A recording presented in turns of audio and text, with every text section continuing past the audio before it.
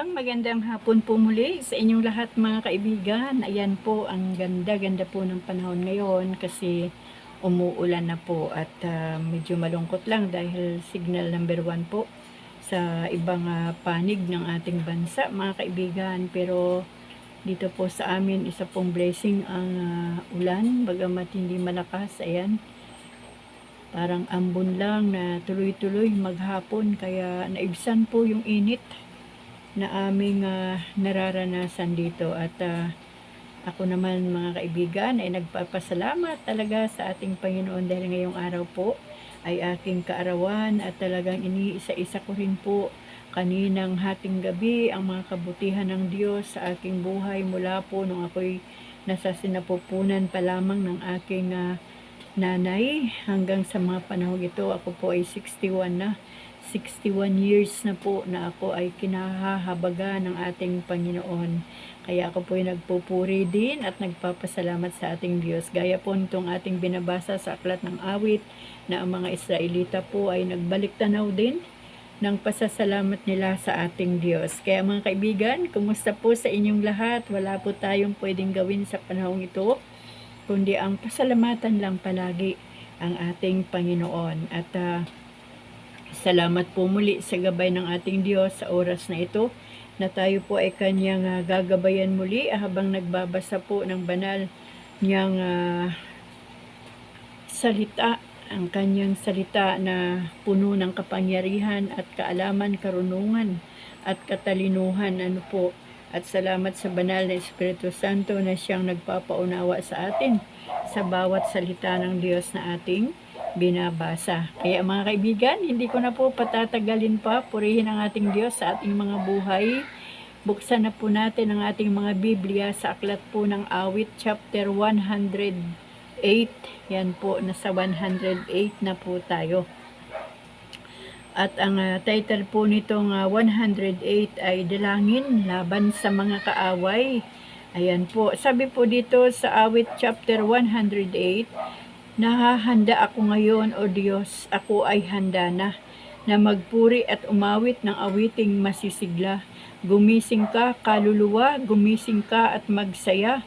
Gumising ka, tugtugin mo yaong lumang lirat alpa. Tumugtog ka at hintayin ang liwayway ng umaga sa gitna ng mga bansa. Kita'y pasasalamatan, Yahweh. Ika'y pupurihin sa gitna ng mga hirang. Pag-ibig mong walang maliw ay abot sa kalangitan. Nadarama sa itaas ang lubos mong katapatan. Sa langit ay ilagay mo ang taglay mong kabantugat. Dito naman sa daigdig ay ang iyong kaningningan. Sa taglay mong kalakasan kami sana ay iligtas upang kaming iyong lingkod ay hindi na mapahamak.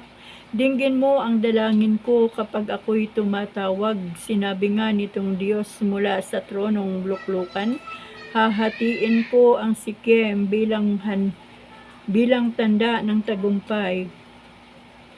Paghahati-hatiin ko ang Sukot na kapatagan matapos na gawin ito'y ibibigay sa hinirang. Ang Galaad at Manases, 2 dakong ito'y akin. Magsisilbing baluti ko itong lugar ng Ephraim, samantalang itong Juda ay aktong dadakilain. Ang Moab ay isang lugar na gagawin kong hugasan, samantalang itong Edom ay lupa kong tatapakan. Akala ng Filistia, tiyak siyang magdiriwang sapagkat ang iniisip ako'y pagtatagumpayan.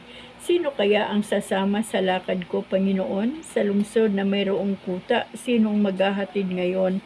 Sino kayang magdadala sa akin sa lupang Edom? Kung kami ay itinakwil, hindi mo na alintana. Paano ang hukbo namin kung ikaw ay di kasama? O Diyos, kami tulungan mo sa paglaban sa kaaway, pagkat ang tulong ng tao ay walang kabuluhan. Kung ang Diyos ang kasama sa panig namin, matatamo ang tagumpay, ang kaaway ay tatalunin. Chapter 109, Dalangin upang iligtas sa masasama. Pinupuri kita, O Diyos, huwag ka sanang manahimik. Ako ngayon nilulusob na yung mga malulupit, mga taong sinungaling na manira yaong nais, kay rami ng sinasabing nangungusap na di tunay, binabaka nila ako kahit walang madahilan.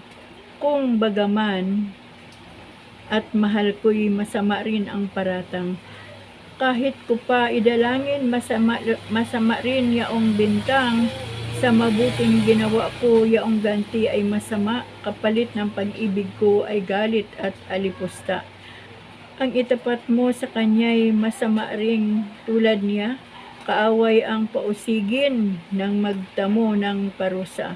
Pagkatapos na malitis, haybayaan mo na magdusa, kahit sila manalangin, huwag mo nang dinggin siya. Ang dapat ay paikliin yaong tangan niyang buhay, kuhanin ng ibang tao yaong kanyang katungkulan. Yaong mga anak niya ay dapat na maulila, bayaan mo na mabalo yaong giliw nilang ina. Bayaan ang mga supling maglakad at mamalimos sa nawasak na tahanan, palayasin silang lubos. Ang lahat ng yaman niya ay ilitin ng nagpautang, agawin ng ibang tao ang bunga ng pagpapagal. Hindi siya nararapat kahabagan nino paman, kahit anak na ulila sa hirap ay pabayaan. Yaong angkan niyang niya't lahi ay bayaang mga matay. Sa sunod na lahi niya, ngalan niya ay maparam. Bunitain sana ng Diyos ang sala ng kanyang angkan, at ang sala nitong ina ay di dapat malimutan. Huwag din sanang malimutan ng Diyos ang sala nila, ngunit sila naman mismo ay dapat na malimot na, pagkat siyaong taong iyo'y wala namang natulungan, bagkos pangang ang mahirap inuusig pinapatay, mahilig sa panunumpa, kaya dapat na sumpain. Yamang ayaw na magpala, di dapat na pagpalain. Ang pagsumpa sa kapwa sa kanya ay parang damit, kasuutang oras-oras, nagagawa ang magbihis, sanay siya ang ginawin para bagang nasa tubig, tumagos sa buto niya yaong sumpang parang langis. Sanay maging kasuotang nakabalot sa katawan na animoy isang sentrong nakabigkis araw-araw. Ang ganitong kaaway ko, Yahweh, iyong parusahan sa dami ng ginagawa at sinasabing kasamaan, katulad ng pangako mo. Tulungan mo, Panginoon, yamang ika'y mahabagin, ako'y iyong ipagtanggol. Pagkat ako ay mahirap, laging nangangailangan, labis akong naghihirap sa ganitong kalagayan. Animo ang katulad ko, na kung gabi nawawala, parang balang na lumipad kapag ako ay inuga. Mahina na ang tuhod ko dahilan sa kagutuman, payat na ang katawan ko at butot balat kong pagmasdan. Ang sinumang makakita sa akin ay nagtatawa. Umiiling silang lahat kapag ako'y nakikita. Tulungan mo ako, Yahweh, sana naman ay iligtas, dahilan sa pag-ibig mong matatag at di kukupas. Bayaan mong makilala na ikaw ang nahahabag, ipakita sa kaaway na ikaw ang nagliligtas. Ako'y iyong pagpalain kung kanilang sinusumpa. Sa kanilang pag-uusig, bayaan mong mapahiya. Ako namang iyong lingkod na nangyari, matutuwa. Silang mga nang uusig, bayaan mong mabahala. Isuot mo sa kanila ang damit ng pagkahiya. Sa Diyos ay buong puso akong magpapasalamat. Sa gitna ng karamihay, magpupuri akong ganap, pagkat siya'y laging handang tumulong sa mahihirap, na lagi nang inuusig at ang puso'y ipahamak. Chapter 110. Si Yahweh at ang piniling hari. Sinabi ni Yahweh sa hari ko't Panginoon, maupo ka sa kanan ko hanggang ang kaaway mo ay lubos na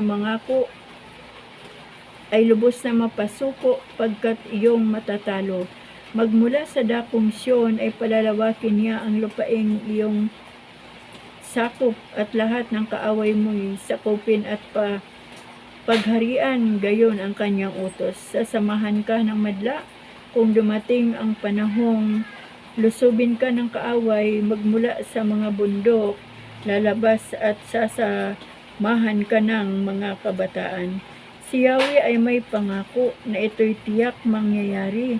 Ganito ang kanyang saysay, katulad ni Melkisedek. Gagawin kang saserdote na hindi nawawakasan. Si Yahweh ay naroroong nakaupo sa kanan mo, at pag siya ay nagalit, ang lahat ng mga hari ay tiyak na malulupig.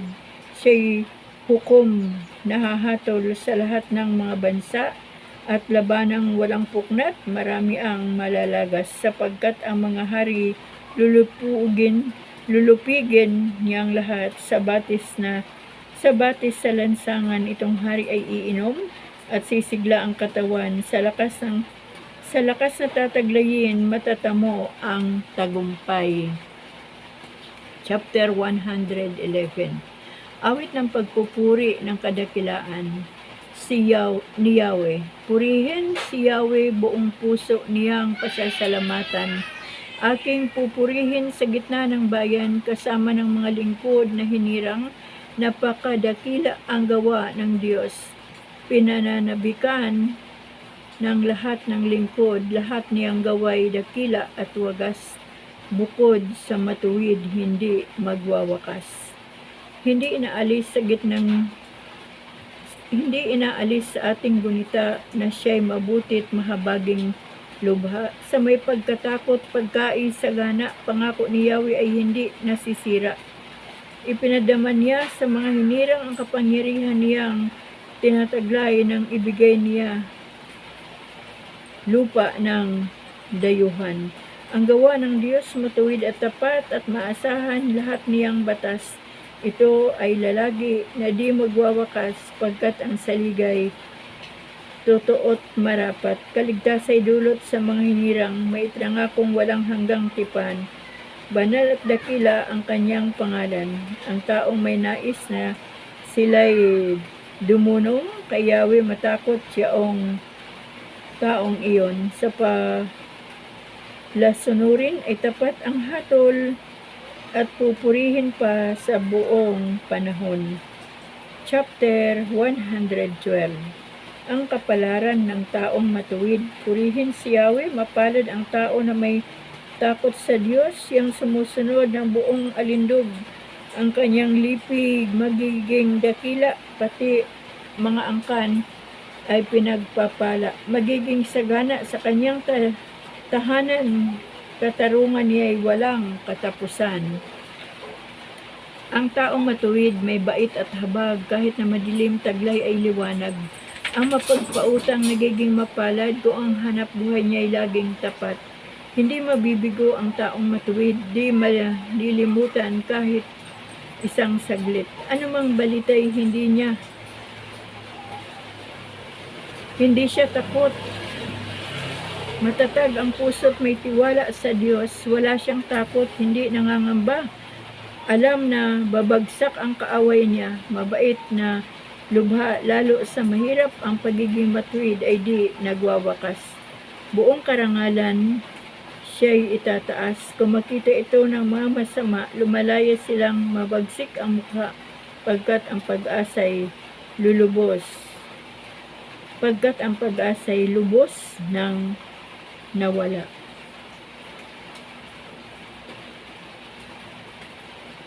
Awit chapter 113. Awit ng pagpupuri kay Yahweh. Purihin si Yahweh, dapat na magpuri ang mga alipin. Ang ngalan ni Yahweh ay dapat purihin. Ang kanyang pangalan ay papupurihan magmula ngayon magpakailanman. Buhat sa silangan hanggang sa kanluran, ang ngalan ni Yahweh pupurihin tunay. Siya'y maghahari sa lahat ng bansa. Lampas pa sa langit ang pagkadakila. Walang makatulad ang Panginoong Diyos. Nasa kalangitan doon naluluklok. Buhat sa itaas siya'y tumutunghay. Ang lupa at langit kanyang minamasdan. Mula sa alabok ang mga mahirap sa pagkalugami ay itinataas. Sa mga prinsipe ay isinasama. Nagiging prinsipe ang mga lingkod niya. Ang babaeng baog, pinagpapala niya, aanak para lumigaya. Chapter 114. Ang bayang Israel sa bansang Ehipto'y doon inilabas ng ang lahing ito sa bansang dayuhan ay pawang lumikas. Magmula na noon ang lupaing Juda'y naging dakong banal at yaong Israel ginawa ng Diyos na sariling bayan. Ang dagat ng tambo ng ito'y makita ay tumakas na rin. Magkabilang panig ng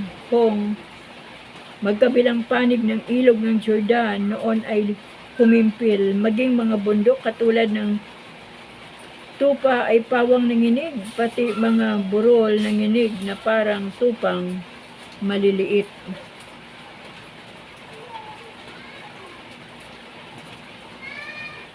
Ano ang nangyari at ikaw, o dagat, wala nang daluyan?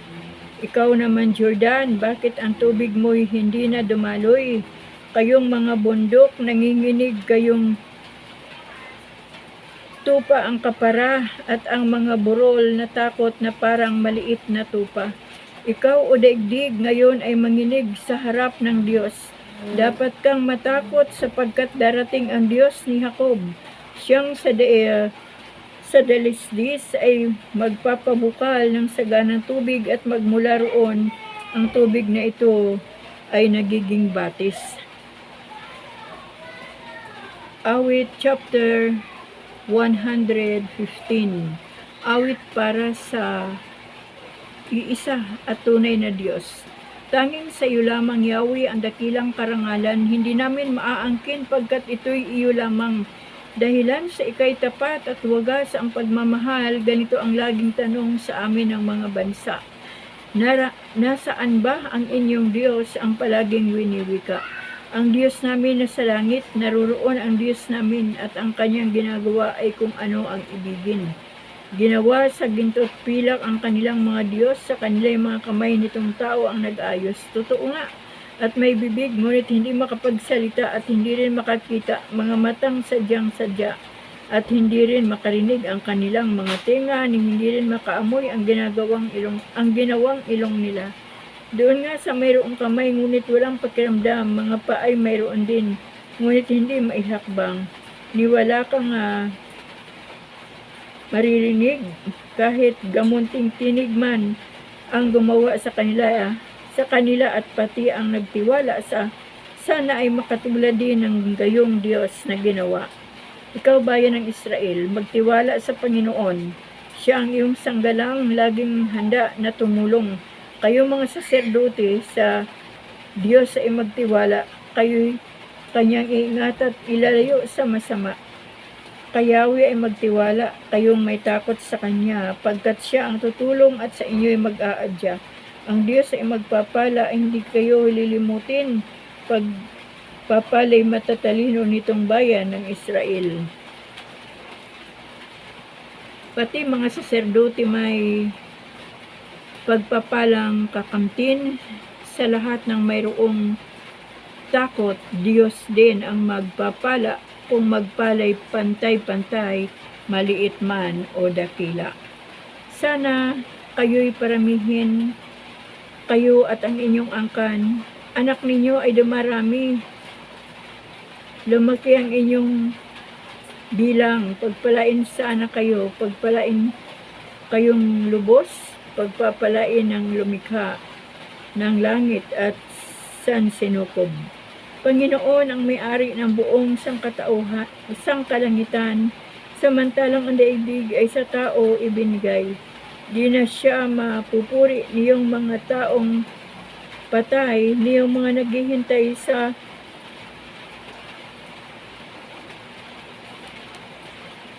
malamig na libingan. Tayo ngayong nabubuhay ang dapat magpasalamat. Siya dapat na purihin mula ngayon hanggang wakas.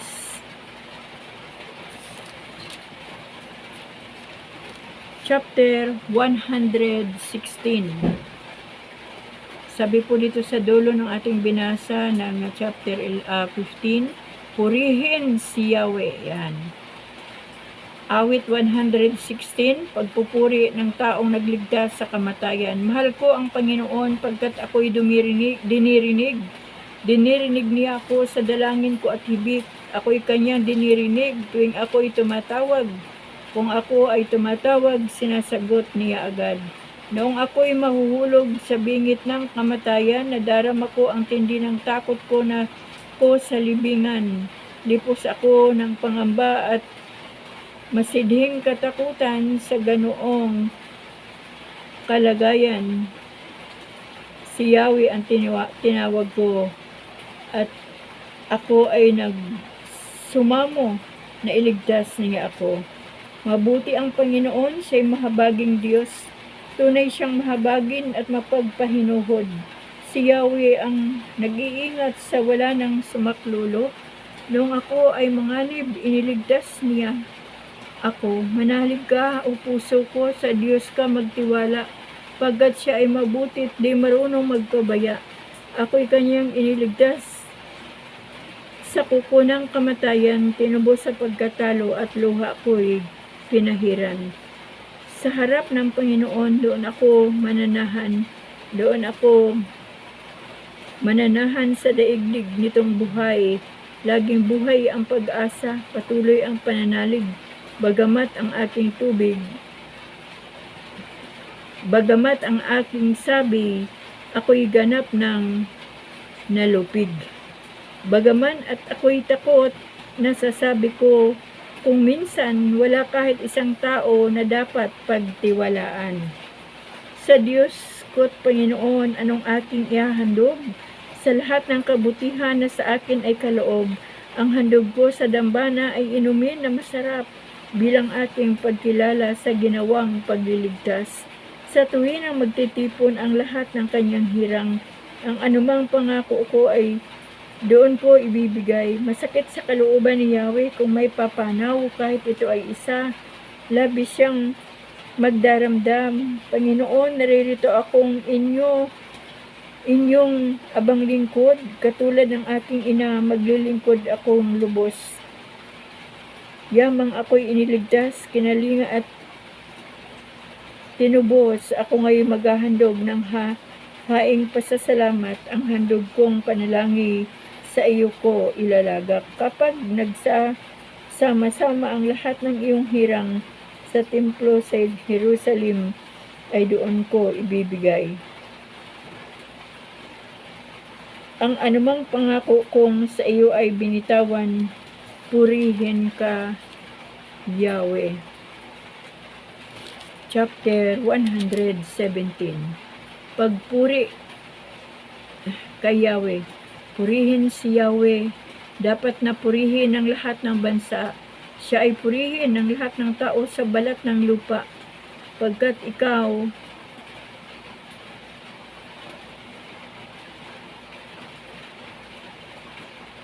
ang pag-ibig na ukol sa ating dakila at wagas, at ang katapatan niya ay walang wakas. Purihin si Yahweh. Chapter 118. Dalangin ng pagpapasalamat sa pagtatagumpay. O pasalamatan ang Diyos na si Yahweh, pagkat siya'y mabuti. Ang kanyang pag-ibig ay napakatatag at mananatili. Ang taga-Israel, bayaang sabihit kanilang ihayag, ang pag-ibig ng Diyos ay hindi kukupas. Mga saserdote ng Diyos na si Yahweh, bayaang magsaysay, ang pag-ibig ng Diyos walang katapusan. Lahat ng may takot sa Panginoong Diyos, dapat magpahayag. Ang pag-ibig niya ay hindi magwawakas. Nang ako'y magipit, ang Diyos na si Yahweh ay aking tinawag, sinagot niya ako at kanyang iniligtas. Kung itong si Yahweh ang aking kasama at laging kapiling, walang pagkatakot na sa aking darating. Si Yahweh ang siyang sa aking tumutulong laban sa kaaway. Malulupig silang aking mamamasdan. Mabuting di hamak na doon kay Yahweh magtiwala ako, kaysa panaligan niya ang mga tao. Higit ngang mabuting ang pagtitiwalay kay Yahweh ibigay. Kaya pamunuan ang ating asahan. Sa ating paligid laging gumagawa ang mga kaaway. Winasak ko sila at lakas ni Yahweh ang naging patnubay kahit saang dako akman. Ako naroroon ay nakapaligid. Winasak ko sila sapagkat si Yahweh ay nasa aking panig. Ang katulad nila ay mga bubuyog na sumasalakay, dagling na sunog sa apoy na darang. Winasak ko sila sapagkat si Yahweh ang aking patnubay. Sinalakay ako at halos magtagumpay ang mga kaaway. Dahilan kay Yahweh sila'y napilitan, dahilan kay Yahweh ako'y pinalakas, dahilan kay Yahweh sila'y napipilan. Yan, sorry mga kaibigan ha. Dahilan kay Yahweh ako'y pinalakas at ako'y tumawag. Siya sa buhay ko ang tagapagligtas. Dinggin ang masayang sigawan sa tulda ng mga hinirang. Si Yahweh ay siyang lakas na patnubay. Ang lakas ni Yahweh ang siyang nagdulot ng ating tagumpay. Sa pagkikibaka sa ating kaaway, ang ating inaasahang di ako papanaw, mabubuhay ako upang isalaysay ang kapwa ni Yahweh sa Panginoon. Pinagdusa ako at pinarusahan ng labis at labis, ngunit ang buhay ko'y di niya pinatid. Ang mga pintuan ng banal na templo, ay inyo ngayong buksan. Ako ay papasok at itong si Yahweh ay papupurihan. Ito yung pintong pasukan ni Yahweh, ang Panginoong Diyos. Tanging ang matuwid, ang pababayaang dooy makapasok. Aking pinupuri, ikaw o Yahweh, yamang pinakinggan, dininig mo ako at pinagtatagumpay. Ang batong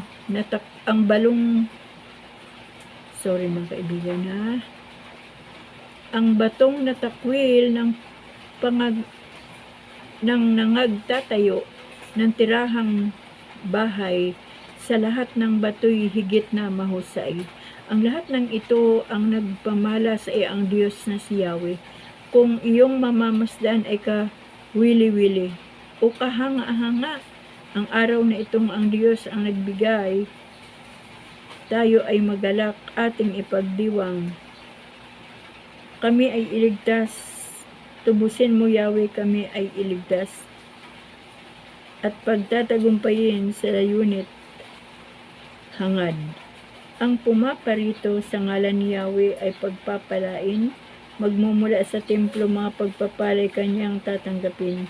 Si Yahweh ang Diyos. Pagkabuti niya sa mahinirang, tayo ay magtaglay ng sanga ng kahoy simulang magdiwang, at tayo'y lumapit sa dambanang banal. Yan. Ikaw ay aking Diyos, kaya naman ako'y nagpapasalamat. Ang pagkadakila mo ay ihahayag. O pasalamatan ang Diyos na si Yahweh, pagkat siya'y mabuti. Ang kanyang pag-ibig ay napakatatag at mananatili. Yan, purihin po ang ating Panginoon mga kaibigan. Dito po sa ating binasa ay talagang halo-halo po dito, panalangin, dalangin ng pasasalamat at pagtatagumpay, pagpupuri kay Yahweh. Ano pa ba ang nandito? Ayun, awit para sa iisa at tunay na Diyos, pagpupuri ng taong nailigtas sa kamatayan, awit ng pag-alaala sa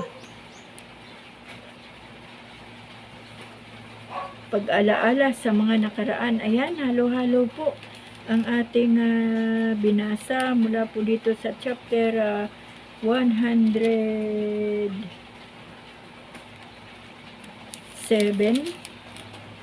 ay 108 hanggang 118. Yan po.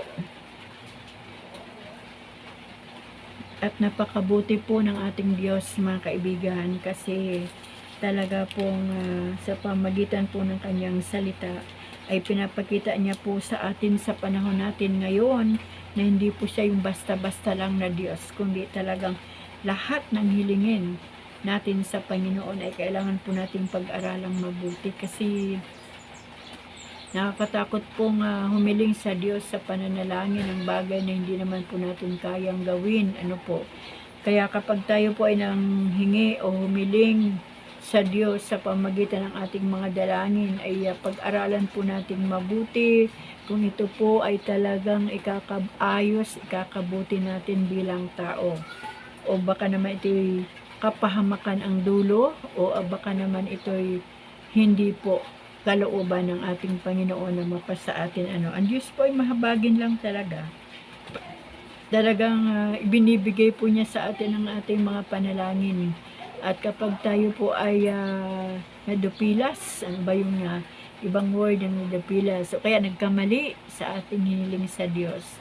Ang Diyos naman po ay talagang laging napakabuti.